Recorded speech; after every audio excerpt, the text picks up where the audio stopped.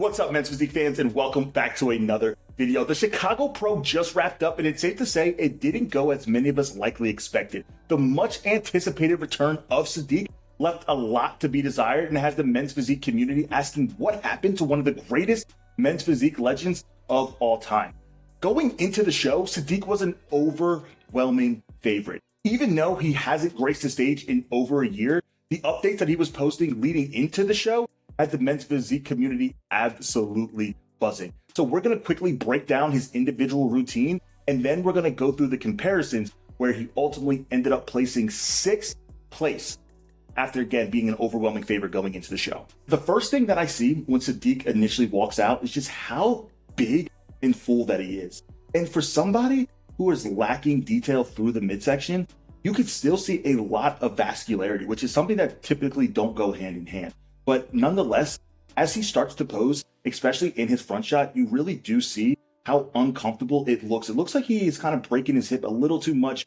The arm motion when he opens up into his front shot isn't necessarily most fluent. His actual routine is very quick, it's efficient, and he's on and off. But nonetheless, posing has never been a strong suit for Sadik. He needed to continue to just simply add overall comfort, right? And I think he's changed his posing over the last handful of years to try to make that shot more comfortable and his overall presentation more comfortable.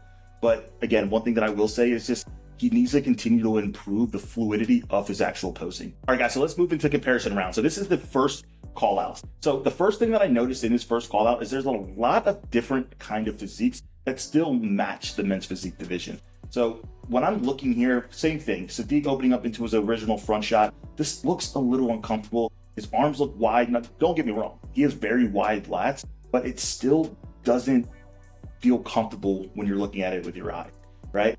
Now, typically in the first call out, when they make the first moves, it's those who they are identifying as the favorites early. So Sadik is still holding down just outside of center, and then we're going to continue to fast forward here. And this is where things start to get a little bad for Sadik, to say the least. So they transition these guys front and back just a little bit, and then they actually start to move Sadik further from the middle.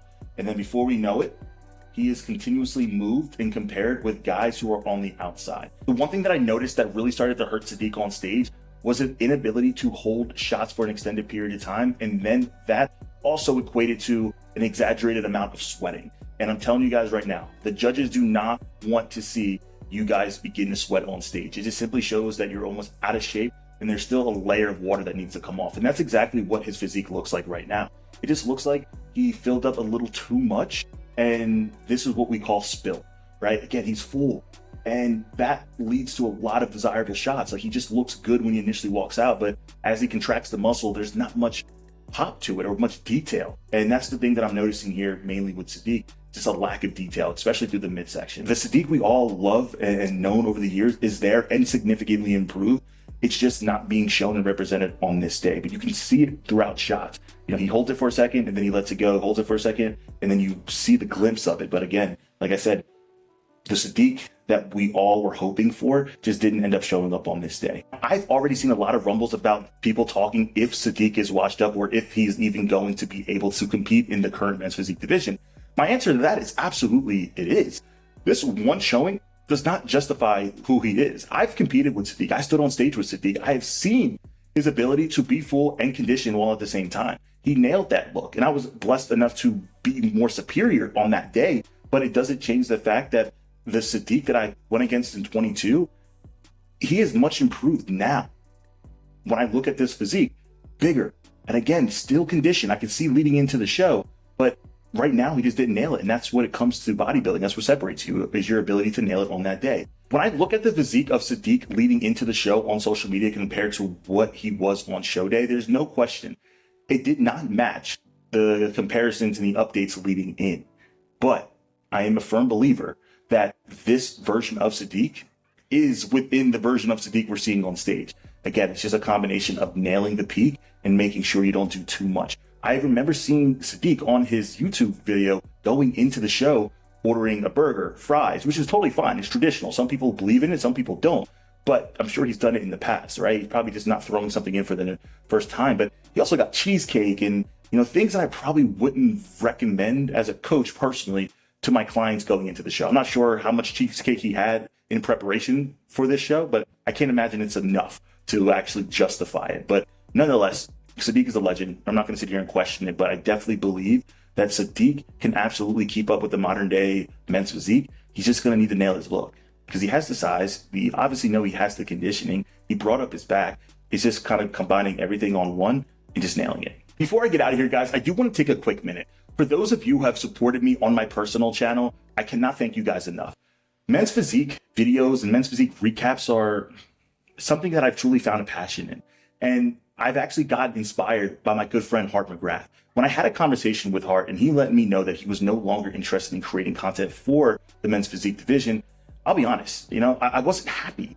Me and Hart were similar, but so different. He was able to bring eyes to men's physique in a way that I couldn't. And same thing, I was able to do things in my focus that allowed the men's physique community to continue to grow and bring in and educate new eyes, and also the current demographic. So when he left, I felt like we were going to very limit the ability to grow the men's physique division. And we had a good conversation. And when he opted in to allowing me to purchase his channel to continue on his legacy, I was excited. Now, there's no question. The content that we post on this channel is different, right? We post a men's physique radio podcast that sometimes lasts an hour and a half to 2 hours, breaking down shows. It's a little bit slower pace. It's less personality, typically, as much as Hart has. But the reality is we're not Hart McGrath, and we're not trying to be. But what we are trying to do, very similar to Hart, is continue to grow the men's physique division, educate those who are interested in following the men's physique division, and simply trying to provide entertainment in ways that are just slightly different than Hart. Nobody is Hart. That's why he's so unique. That's why he was able to grow this channel to what it is. So again, I appreciate all of you guys who have supported this transition. For those of you who haven't, I totally understand.